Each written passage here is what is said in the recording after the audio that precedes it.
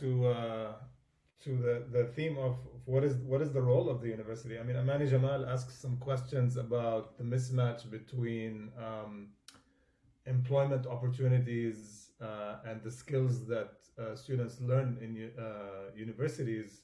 And I pose this question to you in a different way. Is it the job of the university? Is it accreditation and to get these students jobs after they complete their education, or is it actually to produce citizens? I mean, I think you're more inclined probably to say it's a bit of both, but your propositions are okay. We should maybe rethink this relationship, and maybe it should be the job of universities to just produce accredited individuals who can land jobs. So can you speak to the mismatch between like university training and employment, and whether or not this is solely an Arab world problem, or is it a more global one? It's a more global one for sure.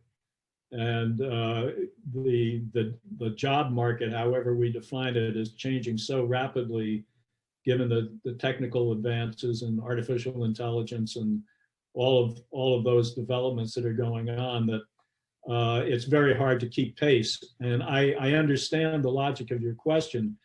Can the university, if it has a brain, anticipate what needs to be done, particularly when you've got at least a 4-year horizon for most students before they enter the job market? Can you see what's happening? Can you see what's going to come down the tracks? And it may be too much to ask.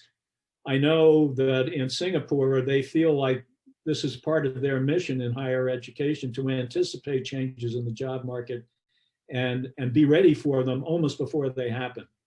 And I'm not familiar enough with Singapore to answer the question, have they succeeded? But they've certainly done pretty well. So yeah, it's a very valid question. I want to go back to a point I made earlier, though, and that's the private sector itself, because this is going to be where employment opportunities open up, not the public sector. We see the public sector in a number of Arab countries is actually shrinking. Public employment is being cut back. Egypt and Algeria are examples. So it's the private sector, but the private sector is, how shall I say, not well structured for the products of university education. So it's not necessarily the fault of the universities. They have a private sector which has peculiar characteristics. Because it was regarded somewhat as the enemy for many, many, many years in the Arab world, it has played it safe in terms of its investments, and it's kept a very short time horizon because it never knows when the axe may fall. So it's into speculative real estate development and speculative investment. You can think of Lebanon with its electric generators to back up the public sector system, oil imports, rent seeking, all of that sort of thing. We've got a whole library full of literature on rent seeking in the Arab world, crony capitalism, and most important, an absence in the high-tech sectors, even in areas that are vital to the Arab world, like pharmaceuticals.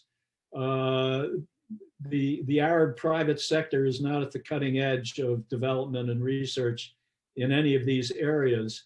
So there's a private sector mismatch, which is as important as the university mismatch.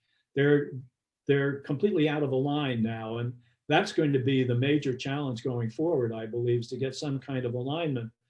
But I think, to get back to your earlier question, the universities have to be much more closely engaged with the private sector than they are now, to at least have some sense of where things may be headed, and also to help the private sector reconfigure itself so that it's able to benefit from the products of higher education.